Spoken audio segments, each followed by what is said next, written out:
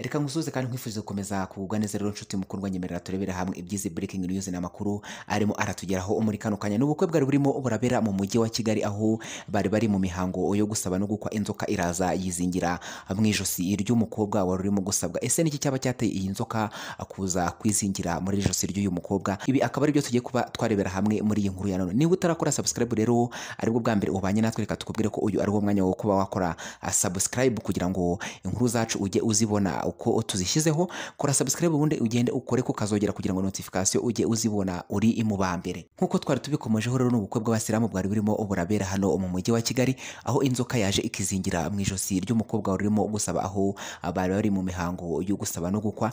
Ibi ngibi bikaba byaje kuba byabera hano mu mujyi wa Kigali. Ese niki cyaba cyatumye iyi nzoka iza ikizingira mu ijosi ry'uyu mukobwa? Ibi akaba ari byo tugiye kuba twarebera hamwe muri iyi nkuru.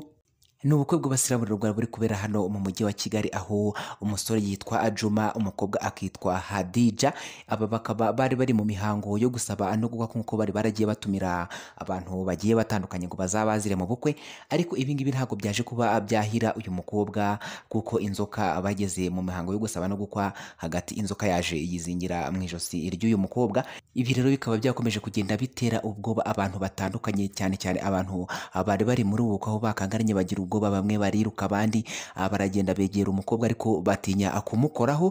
Ibi ngibi bikaba byaje kuba byabera hano muri uyu mujyi wa Kigali, aho uyu mukobwa yaje kuba yakwizingirwa n'inzoka mu ijosi, aho bari mu mihango yo gusaba no gukwa mu bukwe bwari burimo burabera hano mu mujyi wa Kigali. Ese icyateye iyi nzoka kuza kwizingira mu ijosi ry'uyu mukobwa ni iki? Aya makuru rero akaba ariyo tugiye kuba twababwira. Uyu mukobwa rero yaje kuba yahemukira umusore bakundanaga, ari nabyo byateye uyu mukobwa kuba iyi nzoka yaza kumwizingira mu ijosi. Amakuru twabashije kumenya ngo uyu mukobwa yabaga mu gihugu cya Uganda, aho yaje gukundana n'umuhungu w'umunyarwanda ariko baba mu gihugu cya Uganda.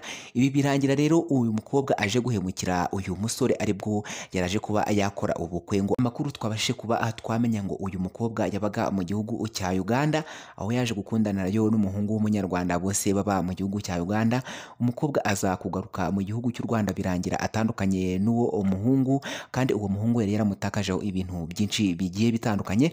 Birangira rero uyu mukobwa yanze uwo muhungu bakundanaga wo mu gihugu cy'Ubugande, fata umwanzuro wo kuba yakundana n'undi wa hano mu gihugu cy'u Rwanda. Barakundana rero, bari bageze igihe cyo kuba bashinga urugo, ariko uyu mukobwa ntabwo bije kuba byamuhira bitewe n'uko yahemukiye uyu musore. Uyu musore rero yahengereye ubukwe ngo bugezemo hagati, aribwo yohereje inzoka iraza yizingira mu ijosi ry'uyu mukobwa. Ari nabwo ibintu byakomeje kugenda biba bibi muri ubu bukwe, abantu barirukanka bibatera ubwoba, ndetse n'inzego zishinzwe umutekano aribwo zaje kuba zahagera zisanga koko uyu mukobwa inzoka yamwizingiye mu ijosi. Ibi bintu rero bikaba byateye ubwoba iwabo w'umukobwa, aho bavuga ko nta makuru bari bafite yuko yakundanye n'undi musore, aho bivugwa ko yaje kumuhemukira. Uyu musore wo mu gihugu cy'Ubugande ngo yatakaje ibintu byinshi kuri uyu mukobwa, ariho uyu mukobwa yaje kuba yamuhemukira, afata umwanzuro akundana n'undi musore. Ariko ibi ngibi ntabwo bibaye byamuhira, kuko n'ubu ngubu inzoka iracyamwizingiye mu ijosi, aho bagiye bitabaza abaganga ba gakondo bagiye batandukanye ba hano mu gihugu cy'u Rwanda, ariko byabaye iby'ubusa, byabananiye. Inzoka yanze kuba yamuva mu ijosi. Iyi nkuru rero ikaba iri kugenda izenguruka ku mbuga nkoranyambaga zigiye zitandukanye, aho abantu barimo baragenda bavugaho amagambo agiye atandukanye, aho bavuga bati uyu mukobwa yabaye umuhemu, iyo aza kubwiza uyu musore ukuri ntabwo biba bimugendekeye gutya. Uyu mukobwa akaba atarimo kubasha kuvuga bitewe n'uko inzoka yamwizingiriyeho ku mutwe hose, ari ibintu biteye ubwoba ku muntu wese urimo arabireba.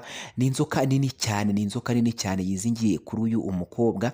Bikaba ari ibintu biteye ubwoba, ndetse abantu bose bikanze, ndetse bamwe barirukanka cyane abari bari muri buno bukwe. Inzego z'umutekano zikaba zahageze, aho barimo barashakisha umuntu ushobora kuba ari umuganga gakondo, akaba yabafasha, akaba yakura uyu mukobwa aho iyi nzoka, kugira ngo irindi perereza rize kuba ryakorwa. Uyu musore nawe abe yashakishwa, ahamagarwe aze hano mu gihugu cy'u Rwanda kugira ngo babashe kuba bakumvikana. niba iwabo w'umukobwa bazemera gusubiza inkwano akabana n'uyu uwo mu gihugu cy'Ubugande, cyangwa se niba uyu musore wo mu gihugu cy'Ubugande azemera kuba yababarira uyu mukobwa kugira ngo yemererwe kuba yashyingirwa, wenda akaba yamwishyura ibintu yagiye amutakazaho. Aya rero akaba ari amakuru ari kugenda acicikana ku mbuga nkoranyambaga zigiye zitandukanye hano mu gihugu cy'u Rwanda, ndetse bikaba ari n'ibintu biteye ubwoba ndetse biteye ubwoba cyane. Reka tugushimire wafashe umwanya wawe ukabana natwe, niba ari ubwa mbere tubanye, reka tugure ko wakora subscribe kugira ngo inkuru zacu ujye uzibona